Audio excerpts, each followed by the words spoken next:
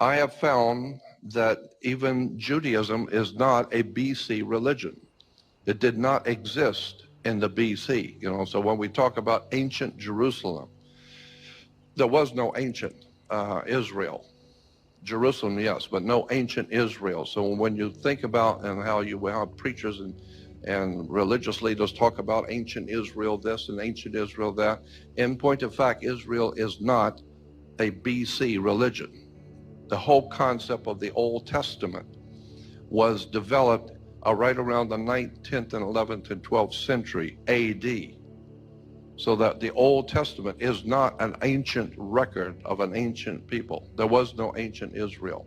Two of the greatest scholars, archaeologists in Israel, have written a book called Unearthing the Bible.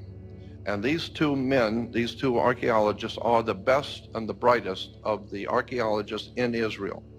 And in their book, basically, that's what they said. There was no Moses, there was no King Solomon, there was no King David. The entire thing was written probably in the 8th, 9th, and 10th century AD in Europe, developed and ultimately taken. All of that was taken by the Jesuits in the Catholic Church and rewoven into a story and given to us today as an ancient Israel. There was no ancient Israel, never existed.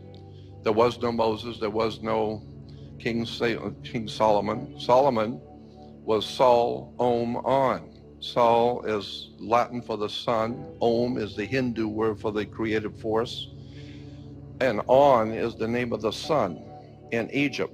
The Greeks call it Heliopolis, but the Egyptians call the city of the sun On. Go look in a dictionary, look at the word On.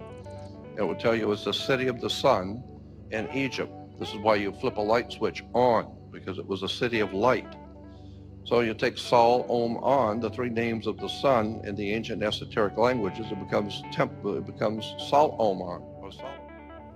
I believe that the Catholic Church, my mother was Catholic, my whole family were Catholic, all my family were Catholic. My poor mother who's gone, my father and my family were all Catholic. So I'm not criticizing the Catholic people. I'm talking about a corporation that was been in power for like 1,600 years. The Vatican has dominated Europe, and for 1,600 years, Europe has dominated the world.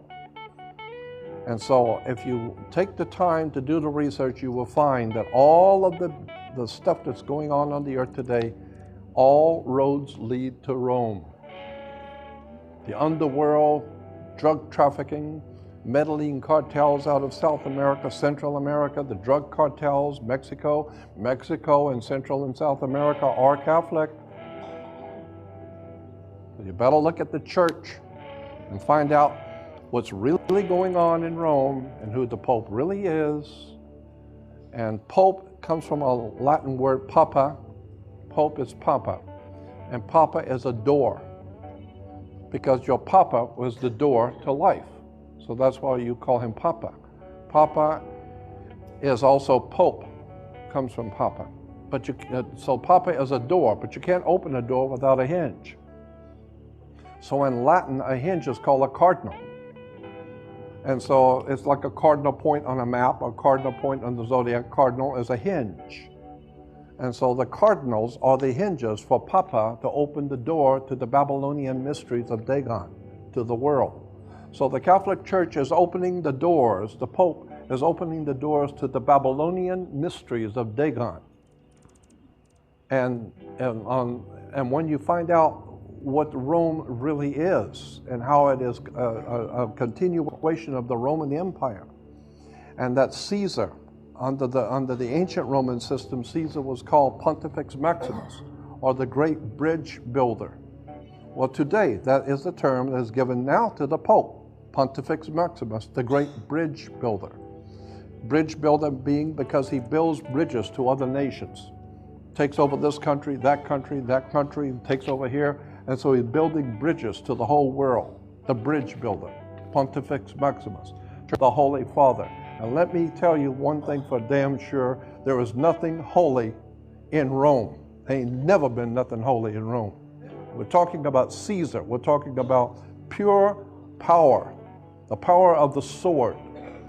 And so there's nothing holy in Rome. There ain't never been nothing holy in Israel, ever. And there's nothing holy in Salt Lake City. There's nothing holy in any of these holy cities. The very word holy comes from holly.